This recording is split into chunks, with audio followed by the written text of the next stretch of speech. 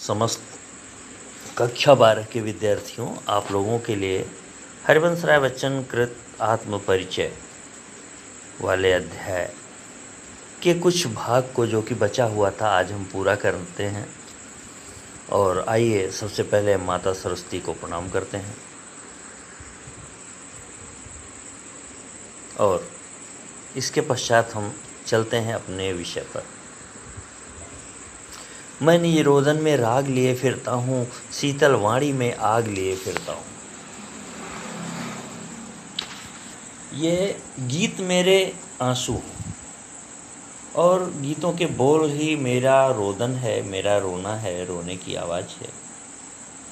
इसमें भी एक राग है, एक स्नेह है।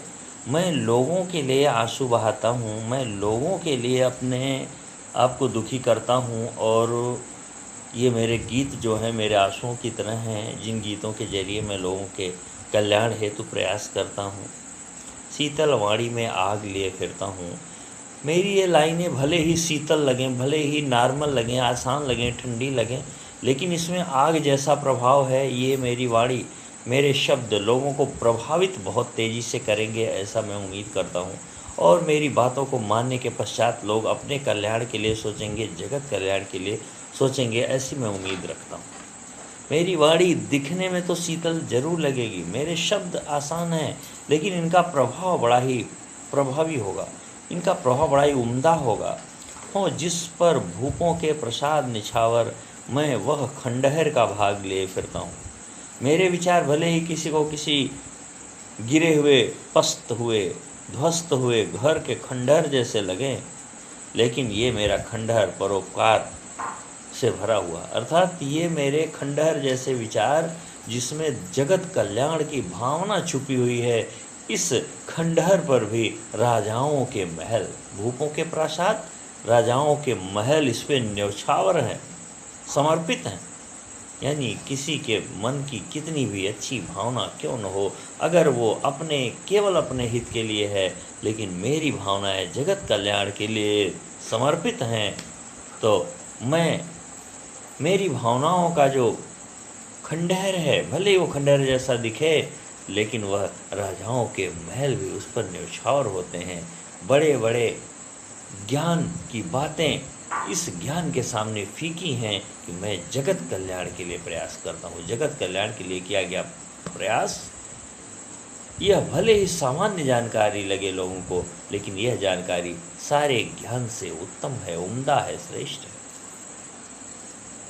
आइए हम अगले भाग की तरफ चलते हैं।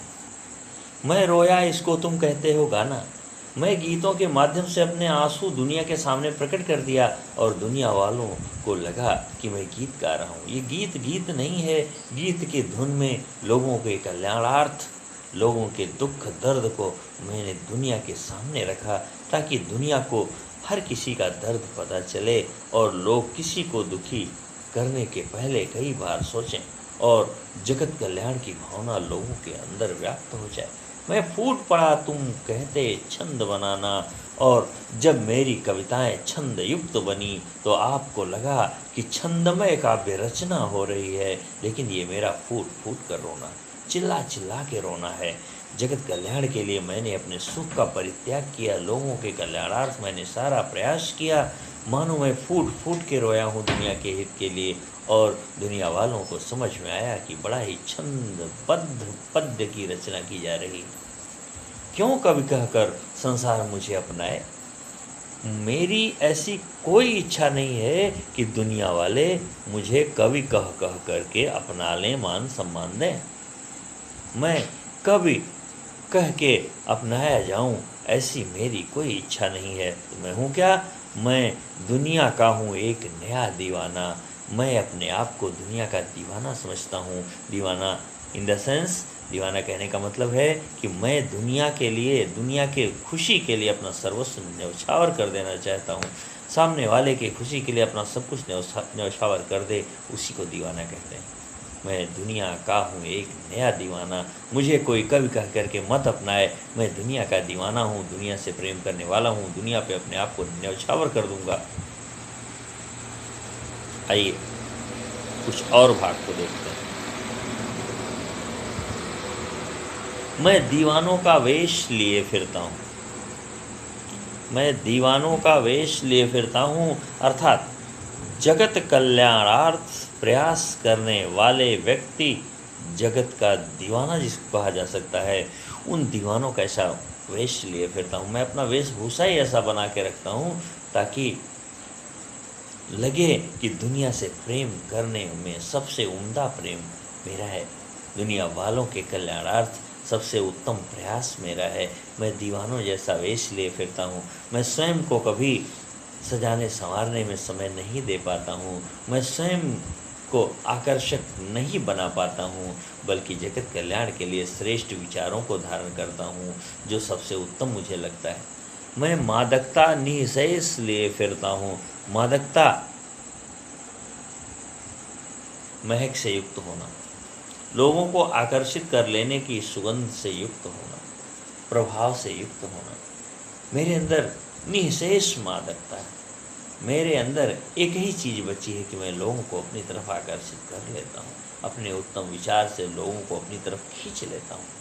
मैं निःशेष मादकता लिए फिरता हूँ, मतलब मेरे अंदर एक ही गुण बचा हुआ है कि मैं जगत कल्याण के लिए, जगत हित के लिए लोगों को अपने तरफ आकर्षित करने का प्रयास करता हूँ, ताकि लोग मेरी बातों से प्रभावित हों और उनके कल्याण हो सकें, उनका उपकार हो सके, जिसको सुनकर जग झूम झुके लहराए।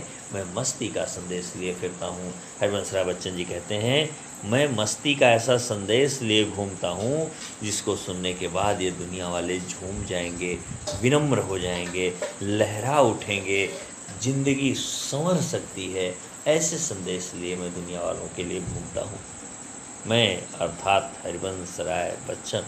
आइए इन तीनों पैराग्राफ से मैं प्रश्न उत्तर की बात क्लियर करता हूँ। रोदन में राग लिए फिरने का क्या मतलब है, और शीतल वाणी में आग लिए फिरता हूँ कहने का क्या अर्थ है। भूपों के प्रासाद निछावर का क्या अर्थ है। रोने को गाना लोग क्यों कहते हैं। बच्चन जी अपने आप को दीवाना कहकर क्या साबित करना चाहते हैं।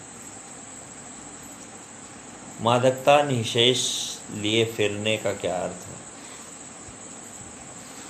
इन सारे प्रश्नों के साथ आप अपने होमवर्क को पूरा करेंगे। आज के लिए इतना ही, धन्यवाद।